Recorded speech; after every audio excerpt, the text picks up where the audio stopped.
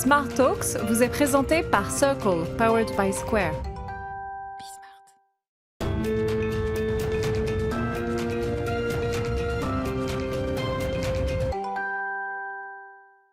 Bonjour à tous, ravi de vous retrouver dans Smart Talks. Vous connaissez notre émission, l'émission qui décrypte les stratégies des décideurs des grandes entreprises.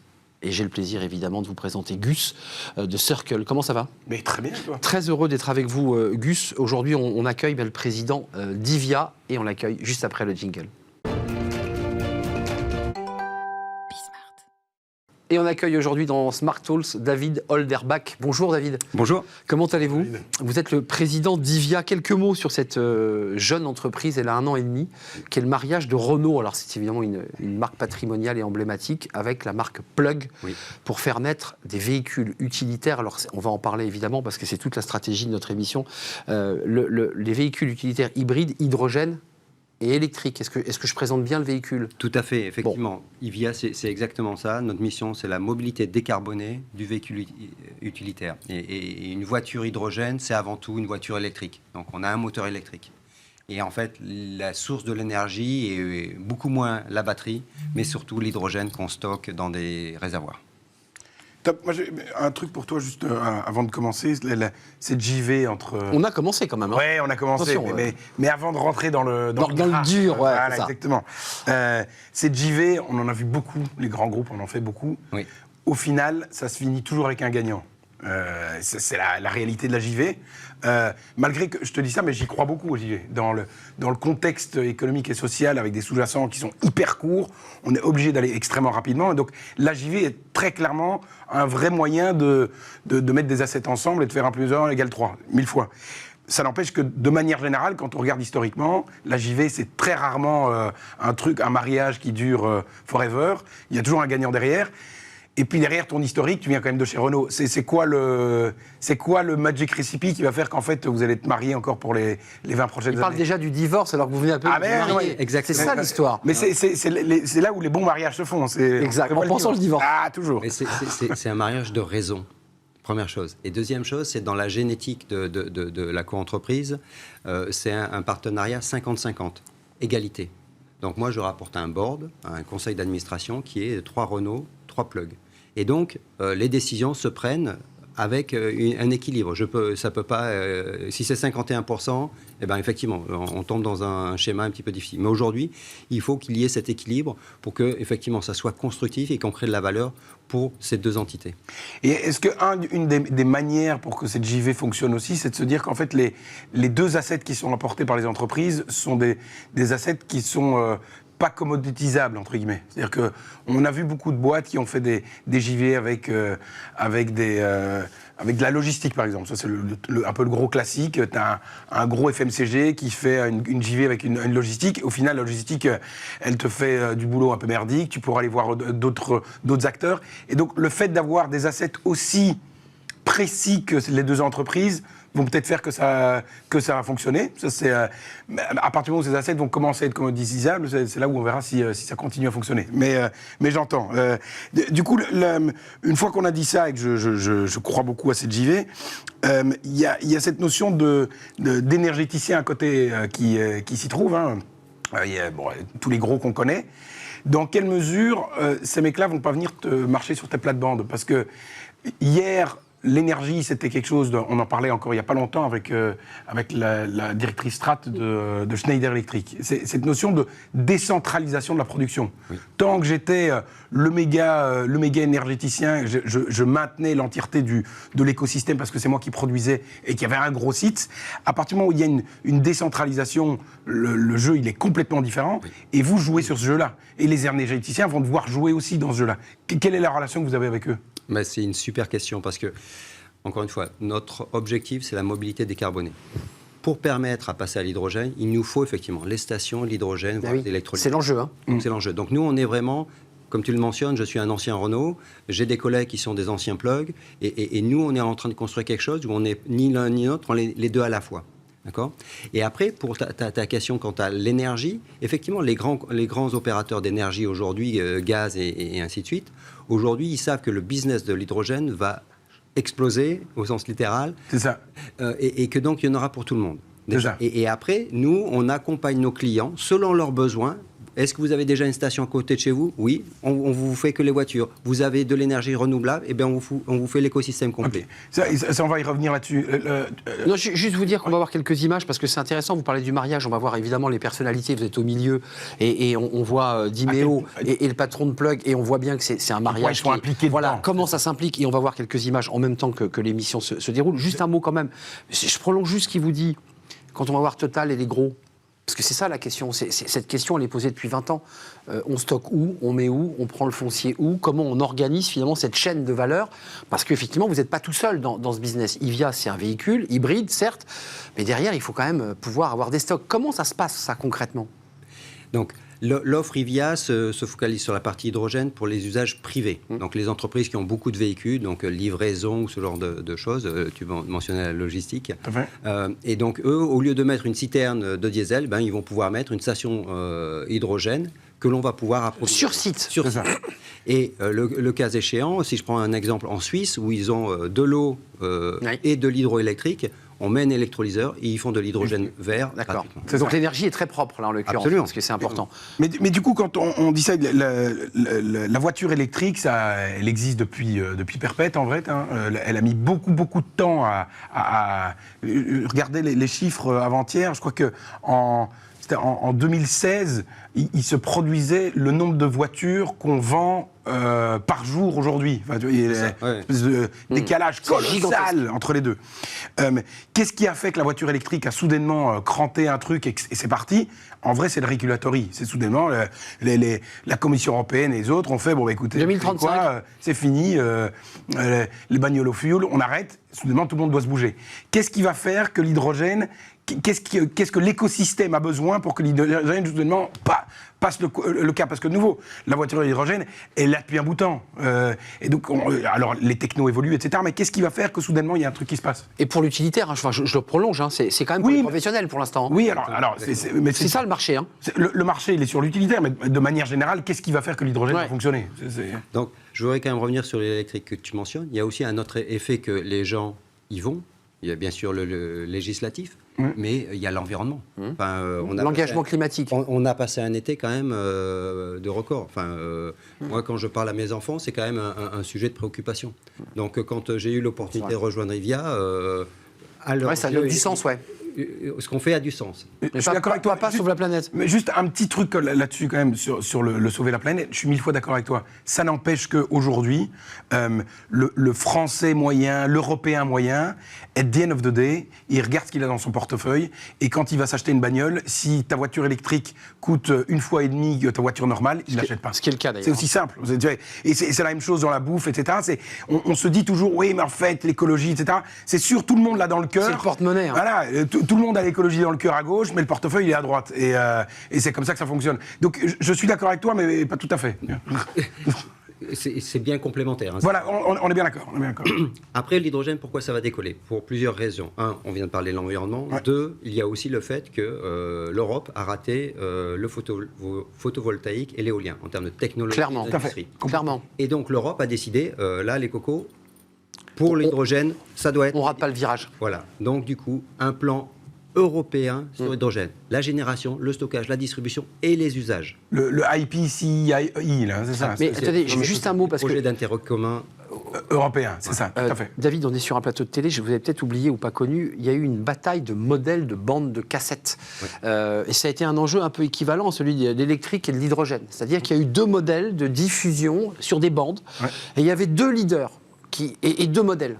Est-ce que vous dites, nous, on peut cohabiter avec un modèle électrique parce que finalement, il y aura un mix de mobilité, ou est-ce que, et c'est un peu la question de Gus tout à l'heure, est-ce que l'un va prendre le pas sur l'autre et finalement tuer l'autre, in fine? Non, je pense qu'on part pour de la cohabitation. Aujourd'hui, une solution hydrogène, donc c'est une pile à combustible avec des réservoirs hydrogène, c'est plus compliqué qu'un véhicule électrique, moteur électrique et batterie. C'est vrai. Donc c'est plus cher. Donc voilà. Donc, pourquoi on fait de l'hydrogène? C'est que dans certains cas d'usage intensifs, donc soit de la vitesse, soit des arrêts, soit de la payload, donc de la charge utile, bref, quand les très longues distances, quand les voitures sont usées et abusées, à ce moment-là, l'électrique n'y arrive pas. C'est ça. C'est la réalité. Les clients aujourd'hui, quand on est au Mondial de Paris, ils viennent voir où sont les voitures. j'ai des problèmes. J'étais avec quelqu'un qui s'occupe de l'entretien des éoliennes. Ils font 600 km par jour. Eh ben, aujourd'hui, à l'électrique, ça ne fonctionne Il n'y pas. a que l'hydrogène. C'est quoi, 4 minutes quand on recharge? 4 minutes pour faire un plein à l'hydrogène, versus plusieurs heures. Donc c'est deux mobilités différentes, mais complètement complémentaires. Pour revenir sur cette notion de projet européen, d'intérêt européen, il y a cette notion de souveraineté, au final. Cette notion de souveraineté que de se dire, on a loupé le coche en termes de techno sur le voltaïque et l'éolien. On est dépendant, du coup, de d'autres grandes puissances sur ces trucs-là. On va essayer d'y aller. À côté de ça, Plug, il est coté où? Plug, il est américain. Américain, ouais. Mais aujourd'hui, encore une fois, on est IVIA Made in France. C'est-à-dire que nous, on a nos bureaux d'études, nos ingénieurs, ils sont en France. Notre usine, elle est en France. J'homologue en France. Tout est fait. C'est les normes françaises, européennes, pour le moment. Européennes. Mais aujourd'hui, le savoir-faire que l'on développe, donc spécifique de la pile pour l'automobile, il est en France. Il n'est pas aux États-Unis. C'est ça. C'est ce que l'on est en train de le débat de souveraineté. Et après, la notion de souveraineté, c'est... Je traverse le Rhin et la notion de souveraineté est différente. En Allemagne, ils veulent avoir la techno, qu'ils la vendent partout dans le monde, peu importe. En France, on va avoir la souveraineté de l'énergie et dire on produit notre hydrogène. Mais entre du pétrole qu'on fait importer à je ne sais pas combien de pourcents, quasiment 100, depuis le Moyen-Orient, versus aujourd'hui, ce qu'il se dit, c'est qu'entre un tiers et la moitié de l'hydrogène qui sera nécessaire, on va l'importer. Donc on améliore nettement la photo. Évidemment. Tout à fait. Non. Je crois que la vraie notion de souveraineté sur laquelle on peut plus ou moins se mettre d'accord, c'est cette notion de maîtrise de la chaîne de valeur. Tu vois, et de se dire qu'il y a un moment, s'il y a un truc qui foire au milieu de la chaîne de valeur, on ne va pas se retrouver avec rien devant. Quoi. Juste un mot sur les enjeux environnementaux, parce que l'argument de ceux qui font de l'hydrogène, et je l'entends, et je suis comme Gus, moi je trouve que c'est un modèle très intéressant, c'est la source pour fabriquer l'hydrogène. Voilà. Ce gaz qu'on va aller chercher en 4 minutes. L'enjeu, c'est les critiques, et vous y réfléchissez évidemment, c'est de se dire, mais si on fabrique cet hydrogène avec des énergies sales, et du charbon, du pétrole, c'est pas possible. On peut pas dire en bout de chaîne que notre énergie est propre. Et vous êtes en train de réfléchir à transformer le modèle et de dire, après tout, tout ce qu'on ne peut pas stocker par les ENR, on va réussir, grâce à cela, à fabriquer de l'hydrogène. Et alors là, auquel cas, la chaîne est à 100% propre. C'est un projet où vous êtes dessus, là? Alors, nous, IVIA, on est, encore une fois, sur la mobilité et nos clients. Ce projet d'accoupler les énergies renouvelables avec de l'hydrogène, c'est l'exemple d'une entreprise qui s'appelle Life, par exemple, dans l'ouest de la France, qui a lancé avec Plug son premier électrolyseur offshore au pied de l'éolienne. Tout à fait. Donc c'est un truc incroyable. Génial. Et donc ça, c'est extrêmement important. Et c'est 100% vert, là. Là, c'est... Hormis le coût carbone de l'installation, mais c'est tout. De l'installation, effectivement. Mais ce qu'il faut aussi avoir en tête, c'est que le fait de passer à l'hydrogène, par rapport à du diesel, on fait la majorité de l'économie de CO2. Je vais vous donner des chiffres. Quand on part du diesel, aujourd'hui, un diesel, pour le fabriquer, l'utiliser avec du diesel qui, donc, pour le fabriquer et à l'usage, émet du CO2 et le recyclage, on est en moyenne, en Europe, sur un gros véhicule comme le Renault Master, donc là, en l'occurrence, c'est un concurrent, 87 tonnes de CO2. 87. Par an? Sur l'ensemble du cycle. D'accord. Cycle de vie, usage complet. Maintenant, je fais la même chose à l'hydrogène. Je fabrique, zéro à l'usage, sauf la fabrication de l'énergie, de l'hydrogène. Qu'il faut quand même comptabiliser aussi. Il est comptabilisé. Et là, je tombe à 25. Et maintenant, 4 fois moins. 4 fois moins. Presque 4 fois moins. J'économise 60 tonnes, 62 tonnes. Et le fait de passer de hydrogène gris, comme on signifie quand il est fortement carboné, ou hydrogène vert renouvelable, c'est 5 tonnes. Donc vous faites 90% de l'économie de l'impact CO2 en passant à l'hydrogène. Et après, allons chercher le bonus. C'est ça. Mais alors, sur le projet IVIA de manière générale, parce que la chaîne de valeur, elle est assez longue, et vous commencez assez tôt et vous finissez assez tard. Alors, au final, on commence où, on s'arrête où? C'est quoi le produit que vous vendez? Parce que, tu expliquais tout à l'heure, en fait, on peut venir déposer un truc, en fait, on a notre véhicule, donc en fait... C'est très souple, quoi. Ouais, tu t'occupes tu vas faire de la prod jusqu'à mettre des véhicules et en ayant l'ownership de la techno all along. C'est quoi le produit que tu vends, au final? En fait, c'est un produit à la carte. Et en fait, c'est extrêmement important d'avoir cette flexibilité-là, parce que entre un Arnaud et un Gus, Vos installations ou votre proximité énergétique n'est pas forcément la même. Et vos usages surtout. Vos usages ne sont pas forcément les mêmes. Donc, c'est comprendre combien de kilomètres, quel usage, quelle intensité. Est-ce que l'hydrogène est pertinent versus l'électrique? Une fois qu'on est oui, à ce moment-là, c'est est-ce que vous avez une station à proximité? Ça, c'est l'enjeu. Investir s'il y en a une. S'il n'y en a pas, on est là pour vous accompagner. Est-ce que vous avez de l'hydrogène pas cher à proximité? Sinon, on va vous aider. Est-ce que vous avez de l'énergie renouvelable? On peut vous installer l'électrolyseur. Et ça, c'est vraiment un savoir-faire que l'on apporte à nos clients parce qu'on ne peut pas attendre de nos clients qu'ils soient experts hydrogène. Évidemment. Ça, 1000 fois d'accord, mais sur le long terme, à partir du moment où, parce qu'on en parlait de l'électrique l'autre jour, aujourd'hui, la semaine dernière, Tesla s'est fait dépasser par les gros motoristes en termes de vente de voitures électriques. Okay, donc tant qu'il n'y a personne sur l'hydrogène, le fait que vous soyez les champions du monde, pas de souci. À partir du moment où les mecs vont se dire putain maintenant il faut vraiment qu'on y aille, il y a un autre game qui va se mettre en place. À partir du moment où on est sur l'entièreté de la chaîne de valeur et qu'on se dit bah tiens je peux aussi bien te mettre des tankers que des machines de prod que ton véhicule, si tu veux, est-ce qu'il n'y a pas un risque de dispersion en termes de value proposition et avoir des acteurs qui vont au final te sortir des véhicules 15 fois plus performants que toi parce que toi tu vas être un petit peu fort sur toute ta chaîne et inversement. C'est une très bonne question, mais c'est un petit peu abstrait. La réalité, ou prématuré. En fait, on est sur une nouvelle technologie en termes d'application automobile. Oui. Il y a relativement eu peu de véhicules. Donc, ce qui est important aujourd'hui, c'est de commencer d'apprendre. Et donc, moi, ce que je vais apprendre dans les semaines, les mois, les années qui viennent, c'est ce qui va me permettre de faire un produit meilleur. C'est comme la batterie, elle allait en hauteur, là vous allez la redescendre. Exactement. Donc le véhicule lui-même évolue. Évolue. Excusez-moi de revenir sur la même question, Gus pose la même et je la pose différemment, mais vous avez ce véhicule, il existe, il est vivant, il a été présenté au salon de l'auto, c'est une innovation incroyable. Moi je suis artisan, je vais voir mon concessionnaire et je dis je veux un Nivia. Mais je lui dis le problème c'est que moi j'ai aucune, et je suis artisan, j'ai 15 salariés, j'ai aucune structure qui me permet de recharger ma voiture. Comment vous faites ?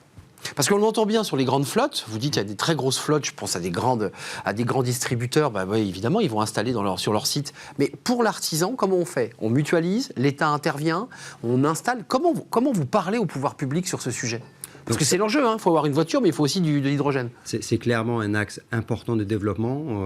J'étais il y a quelques jours et la semaine passée encore avec justement les pouvoirs publics pour souligner cette problématique. Ouais. Donc nous, on peut aider les infrastructures privées, mais le public, il faut qu'il nous aide. Oui. Et en fait, là encore, ça fait partie du programme européen qui dit on va créer des couloirs d'hydrogène et ils sont en train de renforcer d'ores et déjà la demande. Initialement, c'était mettez une station tous les 150 km. Maintenant, c'est mettez une station tous les 100 km. Il avait dit pour l'électrique, je précise qu'ils ont mis 3 ans, plus de 3 ans, et vous le savez très bien, à respecter le bornage, le début de la vie des conducteurs en électrique. Est-ce qu'il n'y a pas ce risque-là, même pour vos artisans? Vous vendez sur l'utilitaire une promesse qui n'est pas tenue, quoi. Alors, après, en termes on va commencer justement, on commence avec ces grandes entreprises parce que c'est captif.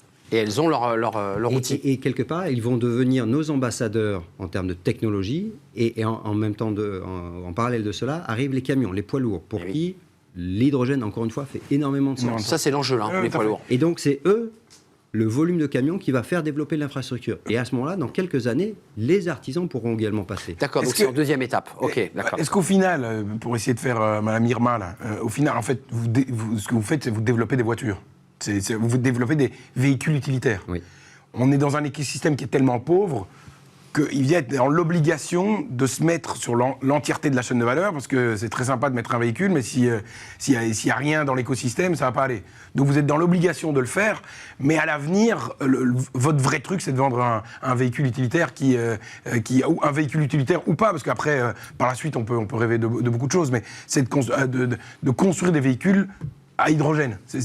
Alors, 2 réponses. La réunion de Renault et Plug est extrêmement intéressante sur la notion d'écosystème et d'approvisionnement. Renault a sorti 4 voitures électriques en 2010. Des pionniers. Ils avaient une gamme complète. Et la Zoé, pour ne pas la citer. La Zoé, Twizy, Fluence, et il m'en manque une. Le Kangoo. Le Kangoo. Et qu'est-ce qui s'est passé? En fait, de suite confronté à la problématique de réseau. J'ai pas assez de bornes. Bien sûr. D'accord. Et on voit, 10 ans après, c'est encore un sujet. A contrario, Plug leader américain, si c'est mondial, de la pile à combustible. Ils ont plus de 50 000 piles à combustible en usage aujourd'hui. Et ils ont réussi. Pourquoi ? Parce qu'ils sont allés voir leurs clients en disant « Je vous amène la pile et l'énergie ». L'énergie, exact. Et donc, c'est ça l'enjeu. quand on a créé IA, c'était évident qu'il fallait ça. Et Plug, aujourd'hui, pour la deuxième partie de la question, ils continuent à être leaders parce qu'ils accompagnent leurs clients avec l'énergie. Oui, je suis d'accord avec toi. Mobilize chez Renault fait pareil. Oui, mais quand tu as un Total ou un Engie qui va se réveiller, qui va dire écoutez les mecs, parce qu'ils sont déjà dessus, hein, bien sûr. on va arrêter de rire, en fait, on va te mettre un réseau sur toutes nos pompes à essence de production de machin. C'est ça que je veux dire, c'est qu'au final. Tant mieux, ta vraie tout à fait, tant mieux. Là, pour le coup. Toi, ce que je veux dire, c'est que toi, tu as intérêt à ce que les gros énergéticiens viennent te marcher sur tes plates-bandes, sur ton début de chaîne de valeur. Ton vrai produit, au final, c'est ton véhicule.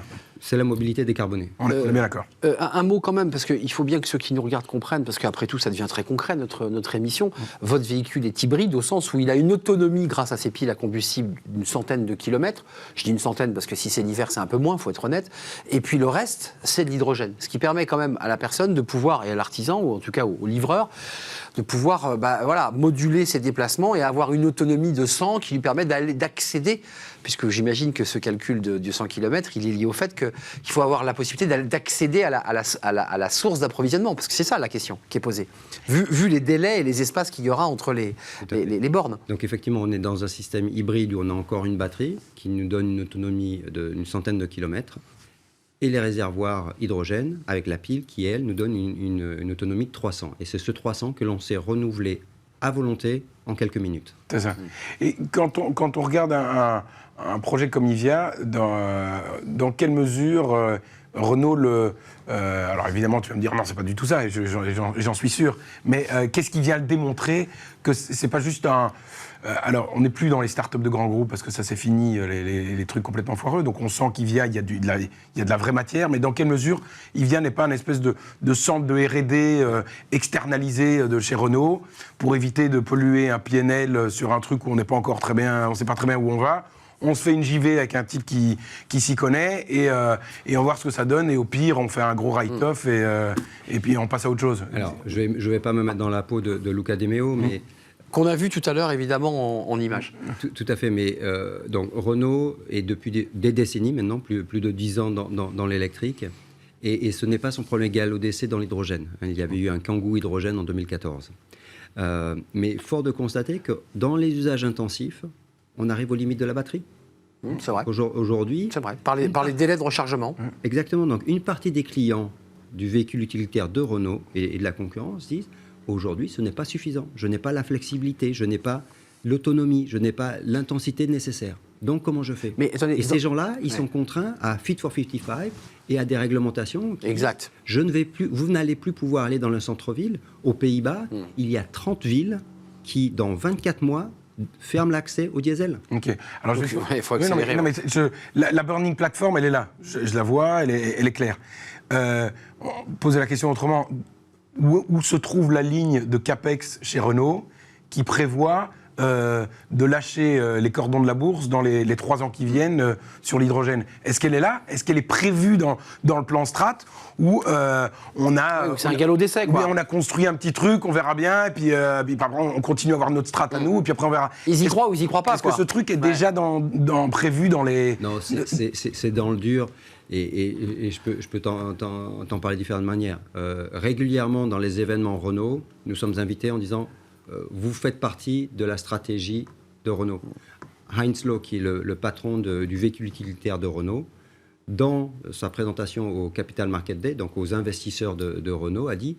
Ok, donc c'est déjà dans la share value. Vous êtes sur la photo, quoi. Okay. Vous êtes dans la boîte.